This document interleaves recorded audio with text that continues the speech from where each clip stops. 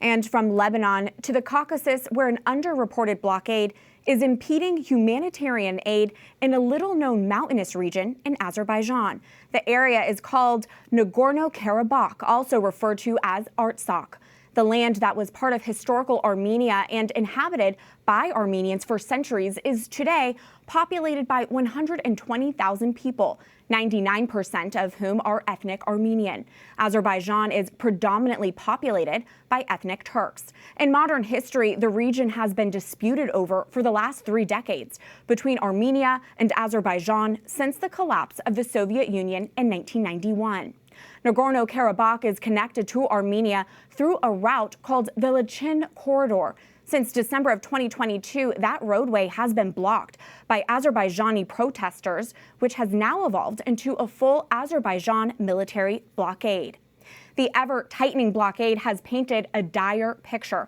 The International Committee of the Red Cross issued a statement saying tens of thousands of people rely on humanitarian aid reaching them through these routes. The civilian population is now facing a lack of life-saving medication and essentials. To give us a little more background and context on this alarming situation is Simone Rizkallah, Special Advisor to the Philos Project, Armenia. Simone, welcome to the program. The Nagorno-Karabakh conflict is the longest running in post-Soviet Eurasia. Why is this area disputed, and why should Christians care?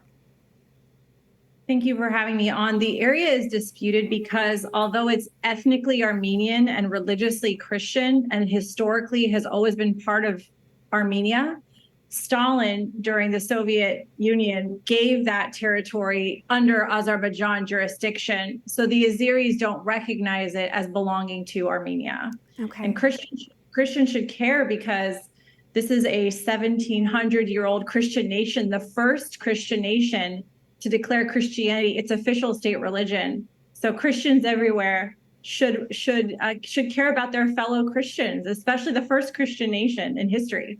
Really important context there. And can you explain, why would activists block a road and cause this humanitarian crisis? What is the goal there?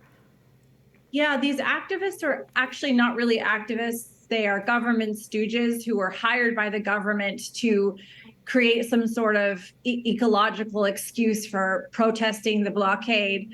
But at this moment, that charade is no longer there. It is Azeri military on the ground creating a blockade because they want to ethnically and religiously cleanse the area of Armenian Christians, resettle it, and populate it with Azeris.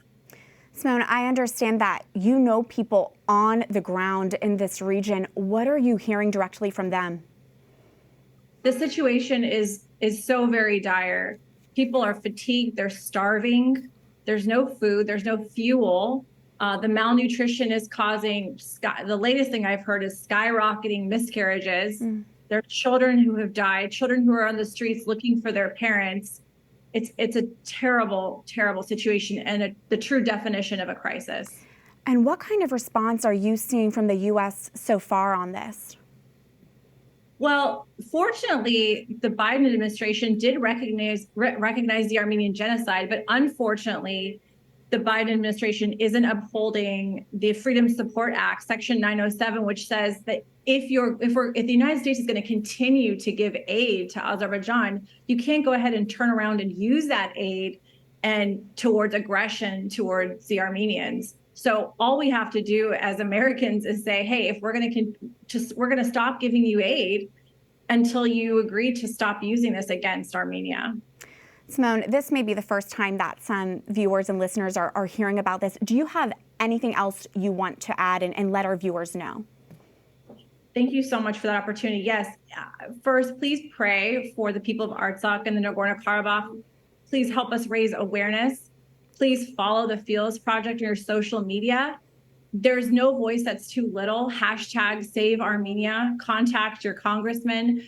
We're doing newsletter updates through the Philos Project Save Armenia. And yes, please, Sam Brownback, former Senator Brownback, is doing a lot to kind of rally leaders and Christian leaders in particular to start caring about this issue.